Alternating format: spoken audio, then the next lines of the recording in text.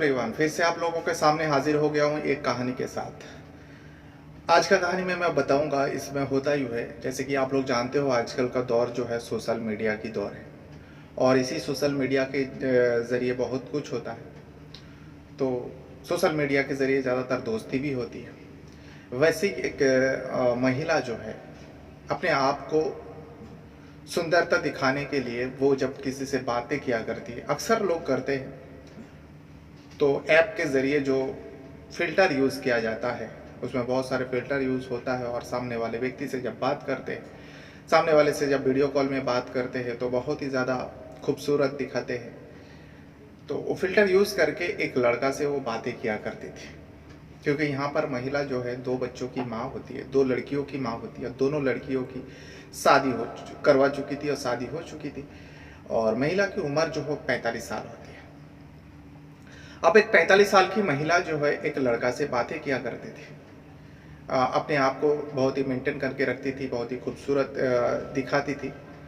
तब वो लड़का जो है धीरे-धीरे इस महिला के प्रेम में पड़ जाता है, प्यार में पड़ जाता है और महिला अकेली रहा करती थी। जब दोनों लड़कियों की शादी हो जाती तब महिला अकेली हो जाती है, क्योंकि वो अपने पति से अलग हो चुकी थी, डिवोर्स हो चुके थे इन दोनों के बीच में।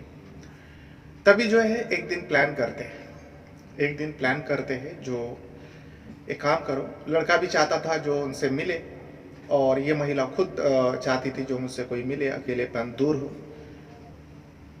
तो एक रात को तय होती है जो आज रात को तुम मेरे घर में आओ और मुझसे मुलाकात करो। महिला खुद लड़के को इनवाइट करती है और लड़का भी खुशी खुशी से महिला के घर में जाते हैं। जाने के बाद कुछ ऐसा होता है जो कोई सोच भी नहीं पाया।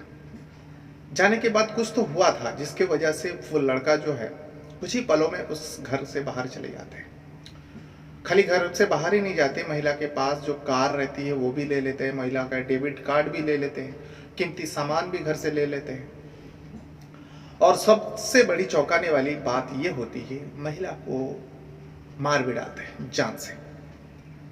अब क्या उसी लड़का ने मारा है जिसको बुलाए थे, या फिर किसी और ने मारा है, लूटपाट के इरादे से आया, यह किसी को नहीं पता था। लेकिन जब पुलिस इस मामले से जुड़े हुए तफ्तीश करते रहा, छानबीन करते रहा, तो कड़ी दर कड़ी जोड़ते जोड़ते आखिरकार उस लड़का तक पहुंचता है जिस लड़के को 27 साल का लड़का होता है। पकड़ने के बाद जब सख्ती से पूछताछ करता है तब वो सच्चाई भी कबूल करता है और मारने का मोटिव, मारने का जो वजह है वो भी बताता है। इसे सुनने के बाद आप भी हैरान हो जाओगे, जो कोई व्यक्ति किसी दूसरे व्यक्ति को इस तरीके का मौत के घाट कैसे उतार सकते हैं, जबकि वजह कुछ और ही, कुछ मतलब था ही नहीं। जो वजह उसने बताया वो कोई मिटारी नहीं करता जो किसी का जान लेने की ये वजह हो सकती। तो फिर आज मैं आप लोगों को इसी घटना को सुनाने जा रहा हूँ। आप लोगों को ये भी बताऊंगा ये घटना कहाँ का है, कब का है। जैसे हर वीडियो में डिटेल देता हूँ, इस वीडियो में भी मैं पूरा डिटेल निकाल के लाया हूँ। भले ही मेरा वीडियो बनाने में जिस घटना को मैं बताता हूँ, आप लोगों के सामने लेकर आता हूँ, तो कुछ दिन जाता है, क्योंकि मैं पूरा आर्टिकल पढ़ता हूँ, अलग अलग आर्टिकल पढ़ता हूँ, ताकि मुझे सच्चाई पता चले, जो क्या है हकीकत, क्या है सच्चाई, कौन है वो क्राइम करने वाला। ऐसे मैं दूसरे किसी के तरह कुछ भी नहीं बता देता हूँ। जो रियल होती है, जो सच्चाई होती है, जो जगह पे होती है, वो सारे डिटेल मैं देता हूँ। जिस डिटेल को मैं देता हूँ, आप अगर एक बार गूगल में सर्च करोगे ना, तो आपको आसानी से ये सारी आर्टिकल पढ़ने को मिल जाएगा, क्योंकि मैं फेक खबर बिल्कुल नहीं बनाता हूँ। तो आज मैं उसी घटना को बताने जा रहा हूँ, लेकिन वीडियो में आगे बढ़ूँ उससे पहले मैं आप लोगों से एक छोटी सी रिक्वेस्ट करूँगा। अगर आप पहली बार मेरे चैनल पर वीडियो देख रहे हो तो चैनल को सब्सक्राइब ज़रूर कीजिएगा और वीडियो देखते समय वीडियो को भी एक लाइक कर दिया करें। अगर आपको कुछ कहना है, कुछ बताना है, वीडियो के बारे में कुछ कहना है, तो वीडियो के कमेंट बॉक्स में आप ज़रूर बता सकते हो। मेरे बारे में कुछ कहना है, मेरी कुछ गलतियाँ हैं, वो भी आपको पकड़ में आता है तो भी आप ज़रूर बताइएगा। अपने बारे में कुछ बताना है, इन्फॉर्मेशन कुछ देना है, तो भी आप इस वीडियो के कमेंट बॉक्स में ज़रूर बता सकते हो। तो फिर चलिए जानते पूरा घटना। तो आज जिस घटना को मैं लेके आया हूँ, ये घटना जो है बेंगलोर का है, जो जैसे कि आप लोग जानते हो कर्नाटक का राजधानी है बेंगलुरु। अब बेंगलुरु बन चुका है तो बेंगलोर बोलना गलत होगा, बेंगलुरु का है। और इसी बेंगलुरु के अंदर, जैसे बेंगलुरु राजधानी है और इसी बेंगलुरु के राजधानी के अंदर एक और जगह लगता है गणेश नगर। ये पूरा घटना जो है गणेश नगर में घटी थी। गणेश नगर में एक महिला रहा करती थी जो अपने 2 लड़कियों के साथ रहा करती थी, क्योंकि उन्होंने अपना पति से डिवोर्स ले चुकी थी। अब अच्छे खासे पैसा वाले थे, ठीक-ठाक थे। ठीक-ठाक से भी आप कह सकते हो अच्छा पैसा वाले।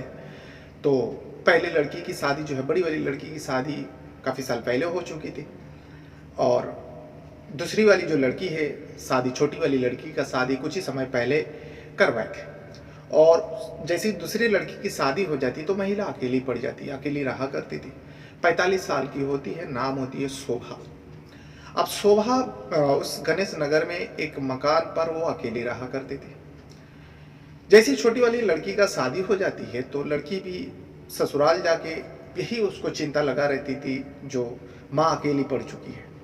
अब इसी वजह से वो ससुराल से ज़्यादा दूर नहीं था, फिर भी रोज़ फ़ोन पे बातें किया करती थी।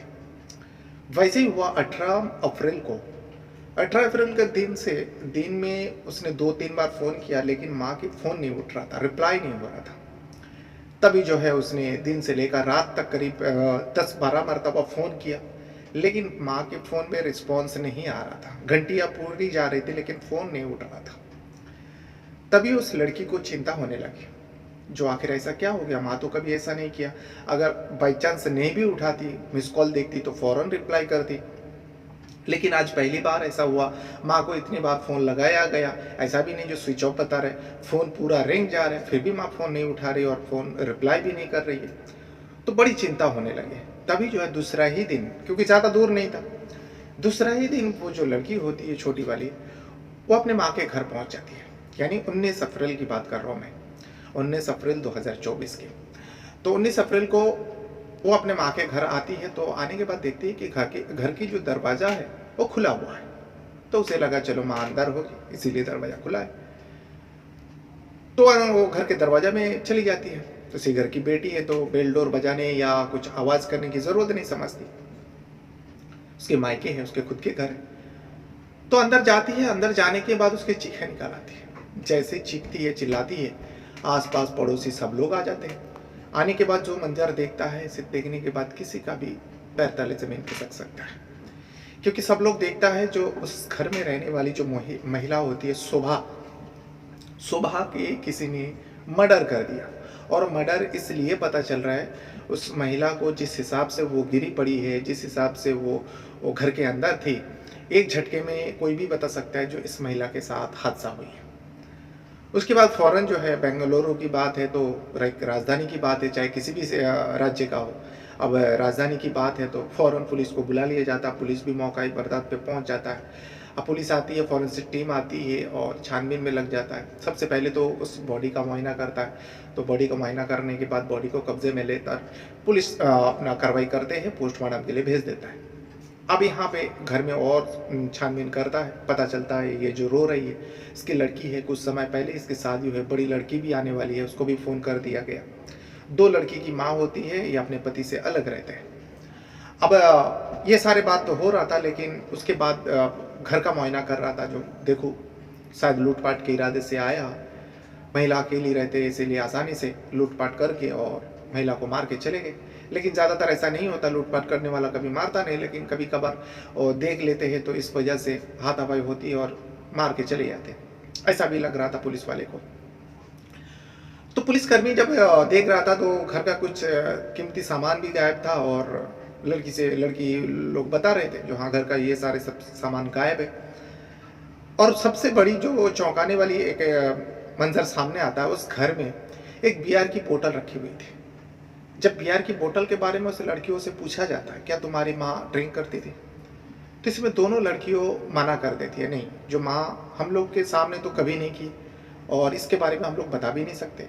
हो सकता है हम दोनों चले जाने के बाद, शादी हो जाने के बाद ये अकेली पड़ गए, अकेलेपन दूर करने के लिए, लेकिन हमें नहीं लगता माँ ऐसा कर सकती है। तो ये सारे पुलिस वाले को बताया, उस फॉरेंसिक टीम ने उस बोतल को भी उठाया और मोबाइल जो घर के अंदर ही पड़ा हुआ था उसको भी कब्जे, सब कुछ ले लेता है जो सबूत के तौर पर, मतलब सब जांच करने के लिए ले लेता है। अब इसके बारे में और पता करते हैं, जो घर में किसी का आना जाना, कोई दोस्ती पड़ोसी से भी पता चलता है, पड़ोसी लोगों को कैसे नहीं पता चला। तो पड़ोसी लोगों का भी कहना है जो हमें तो भनक तक नहीं लगा, जो हमारे पास में रहने वाले के साथ ऐसा अंजाम हो गया। तो फिलहाल अब पुलिस उस लड़कियों दोनों लड़कियों से पूछा जाता है। पुलिस को सबसे पहले लगा था जो उनका पति ने कुछ कर दिया हो, तो बेटियों से पूछा जाता है तुम्हारे पापा से कैसे रिश्ता है। तो बेटियों ने कहा जो काफ़ी समय पहले मेरे माँ और मेरे पापा का डिवोर्स हो चुका है, दोनों अलग हो चुका है, लेकिन ऐसा कोई दुश्मनी नहीं है, बस खुशी खुशी दोनों अलग हो चुके थे, दोनों में जमता नहीं था, तब से हम लोग अपने माँ के साथ। तो सीसीटीवी आप खंगालते हैं क्योंकि उस इलाका में मोहल्ला में सीसीटीवी भी लगा हुआ था और उस बिल्डिंग में भी सीसीटीवी लगा हुआ था। तो पुलिस सीसीटीवी खंगालता है जो देखो तो कौन आया। तो इस सीसीटीवी से पता चलता है एक लड़का है, नौजवान लग रहा था, एक लड़का उस कॉलोनी में घूमते हुए दिखाई दिया और उस बिल्डिंग के अंदर भी घूमते हुए दिखाई दिया, लेकिन इस शोभा के घर में एंट्री होते हुए नहीं दिखाई दिया और ना ही बाहर जाते हुए। लेकिन हाँ, जहाँ पर पार्किंग है उस लड़के को वहाँ पे दिखाई दिया और ये भी दिखाई दिया जो शोभा के पास एक कार थी। जैसे कि मैं शुरुआत में बोला, ये लोग इतना भी गरीब नहीं थे, तो अच्छा खासा पैसा वाले थे। शोभा की गाड़ी को लेकर वो लड़का जो है उस पार्किंग से जाते हुए दिखाई दिया। अब हो ना हो, सबको लगा, पुलिस को भी लगा वही वो लड़का है जो शोभा को मारकर गया हो।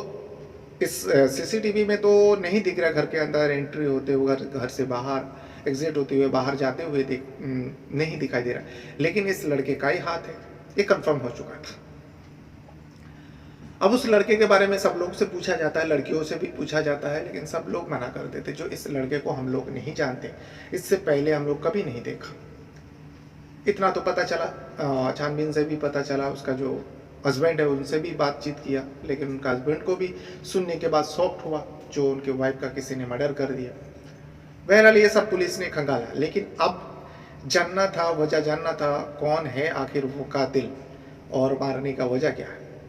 तो पोस्टमार्टम का रिपोर्ट आती है, पोस्टमार्टम के रिपोर्ट से पता चलती है ड्रिंक किया हुआ था। उस रात को 18 और 19 अप्रैल के दरमियान रात के वक्त शोभा ने ड्रिंक किया था और उसके बाद इनके शरीर पे चोट का निशान है, यानी मारने से पहले इनके साथ हाथापाई हुआ, मारपीट हुआ और ये भी पता चलता है उसके गला दबाकर मारा गया, यानी शोभा को गला घोट कर मारा गया। ये सारी पोस्टमार्टम से पता चला और करीब करीब 12 से 14 घंटा हो चुका था इनके मौत को, यानी रात के वक्त हुआ था और ये दोपहर का 19 अप्रैल दोपहर को ये सारी पुलिस आना, बॉडी को ले जाना, तब तक 12-14 घंटा बीत चुका था। ये सारी चीज़ पता चला। अब जैसे कि सुबह का मोबाइल भी लिया था पुलिस वाले ने उस घर से। जब मोबाइल को खंगाला तो मोबाइल खंगालने से एक नंबर दिखाई देता है, उस नंबर के बारे में पता किया क्योंकि लास्ट टाइम उसी नंबर से बात हुई थी। ज़्यादातर देखा गया जिस भी केस में मर्डर होता है आखिरी बार जिससे बात होती है उसी नंबर को टारगेट किया जाता है और इस केस में भी वैसा ही होता है। लास्ट कॉल जिससे हुआ था उस नंबर के बारे में घर वाले से पूछता है ये नंबर किसका है, तो घर वाले दोनों लड़की बता नहीं पा रही थी जो ये नंबर किसका है। आखिर तभी जो है पुलिस उस नंबर के बारे में पता करने की कोशिश करता है और सर्वेलांस में डालता है, लोकेशन पता करता है। जब लोकेशन पता करता है, उस नंबर के बारे में पता करता है तो पता चलता है ये नंबर जो है एक लड़का है, एक व्यक्ति है, एक व्यक्ति के नाम पर यह नंबर रजिस्टर है। व्यक्ति का नाम होता है नवीन गोड़ा। अब नवीन गोड़ा कौन है इस बारे में भी सब लोग से पूछताछ कर रहा था, लेकिन नवीन गोड़ा का नाम किसी को नहीं पता था, कौन है वो भी नहीं पता था। अब नवीन गोड़ा का नंबर जो है ट्रैकिंग में डालता है और उसका लोकेशन टेस्ट करता है। टेस्ट करने के बाद आखिरकार पुलिस उस नवीन गोड़ा तक पहुंच जाता है। जैसे नवीन गोड़ा तक पहुंचता है, नवीन गोड़ा का पसीना छूट जाता है पुलिस को देखकर। अब उसे हिरासत में लेता है, सीधा पकड़कर थाने लेके आता है। उसी गणेश नगर इलाका में लेकर आता है पुलिस वाले। अब पुलिस वाला ले आने के बाद उसे पूछताछ हो रहा था, लेकिन जैसा कि होता है ना, हर मुजरिम झूठ बोलता है, हर मुजरिम झूठ ही बोलता है, कोई पहली बार में सच नहीं बोलता। वैसे ही इस नवीन गोड़ा का भी हाल था। पुलिस पकड़ा, पसीना तो छूट रहा था, डर के बारे में कांप भी रहा था, लेकिन वो झूठ का ही सहारा ले रहा था। अब पुलिस को लग गया था क्योंकि यहाँ मोबाइल का कॉल डिटेल से भी पता चल गया। जब नवीन गोड़ा को पकड़ा, पुलिस को इसीलिए लग गया था क्योंकि उस सीसीटीवी में वही लड़का कैद था जो कार लेकर भाग रहा था शोभा के। इसीलिए उसको पकड़कर सीधा थाने पहुंचता है और इस बार पहले तो आराम से पूछा, लेकिन उसने झूठ का सहारा लिया। तभी जो है पुलिस सख्ती करता है और कुछ सबूत भी दिखाते हैं। जो हमारे पास सीसीटीवी है, कॉल डिटेल है, तो तुम्हें झूठ बोलने की कोई ज़रूरत नहीं, जो सच है वही बताओ। आखिरकार नवीन गोड़ा टूटता है और सच्चाई कबूलता है, पूरी सच बताता है। जो कुछ समय पहले हम दोनों की दोस्ती जो है, शोभा और मेरी दोस्ती इंस्टाग्राम के जरिए हुई थी, जैसे कि मैंने सोशल मीडिया का जिक्र किया था शुरुआत में। तो दोस्ती हुई, हम लोग का पहले मैसेज के जरिए बात हुआ, फिर उसके बाद हम दोनों के बीच में वीडियो कॉल में भी बात हुआ। और जो लोग खास करके इंस्टाग्राम यूज़ करते होंगे उन लोगों को पता है, जब वीडियो कॉल आप किसी को लगाते हो तो उसमें एक फ़िल्टर का ऑप्शन आता है। अगर आप उस फ़िल्टर के हिसाब चूज़ करके उसमें क्लिक करके आप बात करोगे तो आपकी फेस का बनावट जो है बदल देता है। एकदम आप जिस हिसाब से दिखाना चाहते हो अपने आप को, उस हिसाब से वो सामने वाले को शो होता है। भले कि सामने वाले को भी पता चल जाता है, जो अगर स्मार्ट रहा तो पता चल जाएगा उनको, जो ये फ़िल्टर की यूज़ कर रहा है। तो ये जो शोभा है वो फ़िल्टर के यूज़ करके उस नवीन गुड़ा से बातें किया करते थे।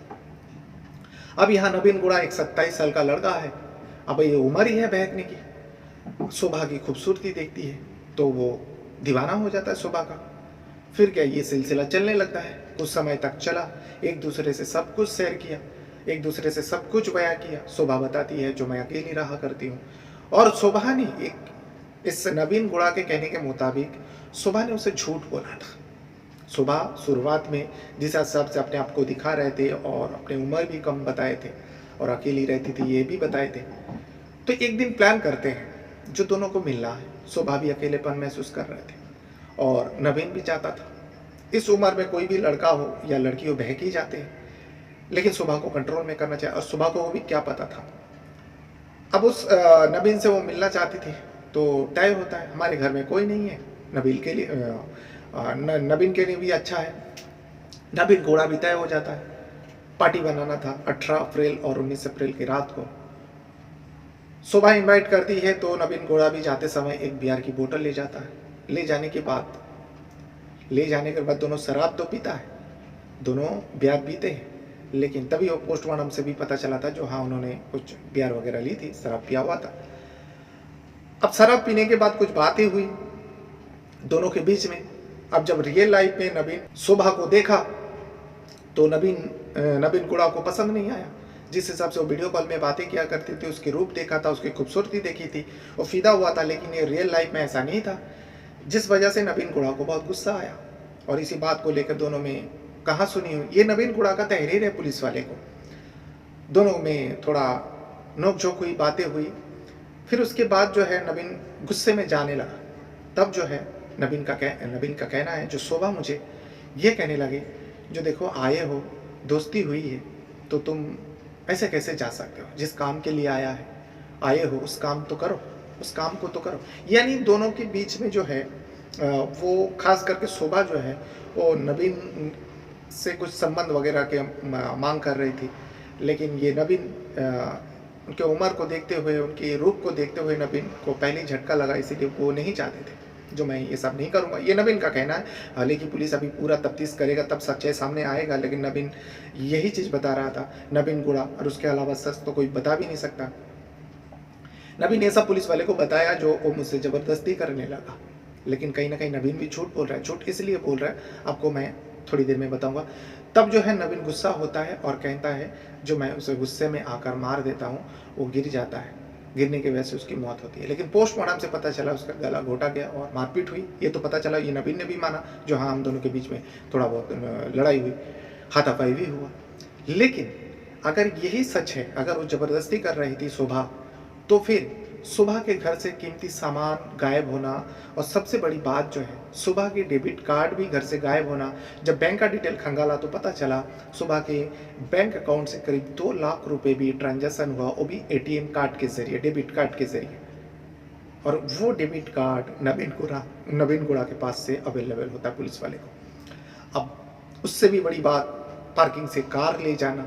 अगर वो जाना ही चाहता था तो फिर ये सब चुरा कर क्यों? घर से कीमती चीज़ ले जाना, डेबिट कार्ड ले जाना, कार ले जाना। जब इस बारे में नवीन गुड़ा से पूछा गया, तो बातें घुमाने लगा, जो मैं गुस्से में आके नाराज़गी में ये सारे कर दिए। लेकिन कहीं न कहीं नवीन गुड़ा झूठ बोल रहा है। इसे पुलिस वाले को पता चल गया। तभी पुलिस अब इस एंगल से भी मैं जाँच कर रहा है, क्या नवीन गुड़ा को साथ देने वाला कोई और भी व्यक्ति है। लेकिन सीसीटीवी से पता चला जो नवीन गुड़ा ही उस इलाका में था, और कॉल डिटेल से भी पता चला नवीन गुड़ा से दोस्ती थी। सारे चैट हिस्ट्री निकाला गया। कहीं न कहीं सच्चाई तो है, जो दोस्ती, घर बुलाना, ये तो सच्चाई है, लेकिन थोड़ा बहुत इसमें झूठ नवीन गुड़ा भी बोल रहा है। इसी वजह से एक महिला की जान गई, जो 45 साल की 2 लड़कियों की माँ होती है। इस पूरी सच्चाई को जानने के बाद उन दोनों लड़कियों को तो यकीन ही नहीं होता है, जो उनकी माँ का भी रिश्ता किसी एक नौजवान लड़के के साथ भी हो सकती है। जो पुलिस का कहना है, जो आपके मम्मी का जो शोभा थी, उसके रिश्ता इस लड़के के साथ था, जो कॉल डिटेल से और चैटिंग वगैरह से पता चला है। बहरहाल ये था वो पूरी खबरें, जो कर्नाटक का बेंगलुरु शहर का है, बेंगलुरु राजधानी का है, और इसी बेंगलुरु के अंदर एक जगह लगता है गणेश नगर। गणेश नगर का ये पूरी घटना है। आप चाहे तो पता कर सकते हो। अपने साथ साथ अपना परिवार का भी बहुत ज़्यादा ख्याल रखिएगा, और इस वीडियो को देखने के लिए आपका बहुत बहुत धन्यवाद करता हूँ। Thank you very much.